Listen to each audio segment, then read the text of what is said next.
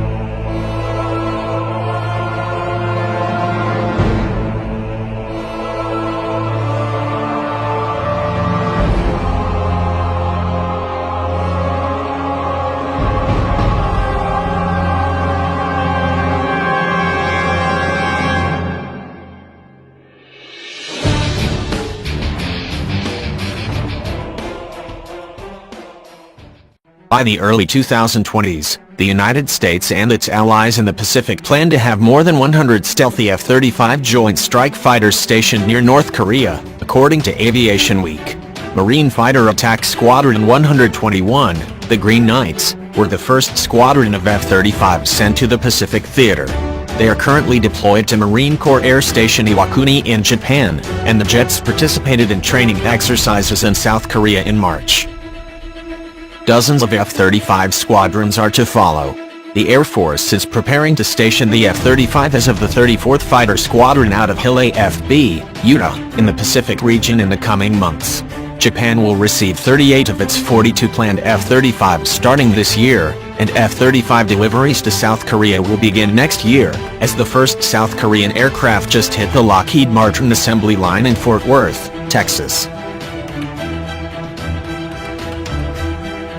The stealthy F-35 Lightning II, with a top speed around Mach 1.6, is simply beyond North Korea's ability to oppose.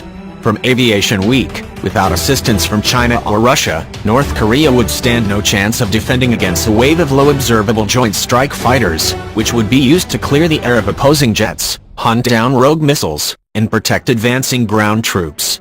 The stealth jets would be virtually unopposed by Pyongyang's outdated inventory of former Soviet and independently developed radars and surface-to-air missiles.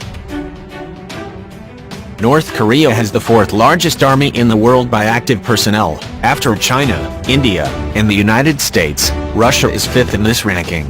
But the country has been consistently slipping behind in conventional warfare technologies, such as advanced air forces and surface air defense stations, since the end of the Korean War.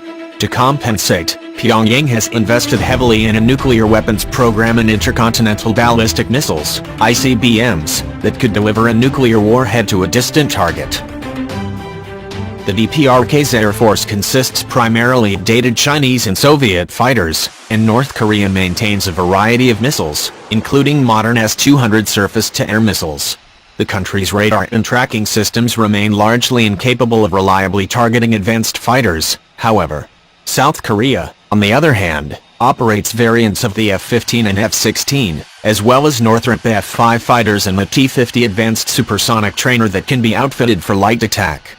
In Japan, Mitsubishi Heavy Industries builds its own variants of the F-15 and the F-16, known as the F-2, and the Air Self-Defense Force has already received its first F-35 as.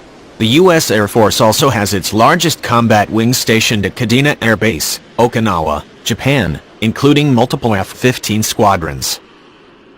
North Korea, backed into a corner with conventional Air Force, continues to rely on its nuclear weapons program to threaten the coalition forces in the Pacific.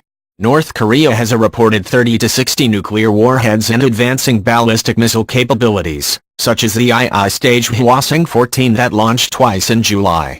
The U.S. response is to line the country's border with F-35s and other advanced aircraft, ships, and stations enough conventional weaponry to overwhelm North Korea.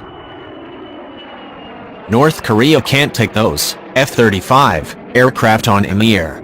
They can't take them on with surface-to-air capabilities, so it pushes them to say, we've got to take those aircraft on when they're on the ground. Bruce Bennett, a RAND Corporation expert on the Pacific Theater, told Aviation Week. That drives them to think about the use of missiles and potentially nuclear weapons or other payloads against key airfields to try to neutralize that threat. Both sides have an incentive to go first. The reliability of military deterrence is going to be put to the test in the Pacific. Let's hope it holds.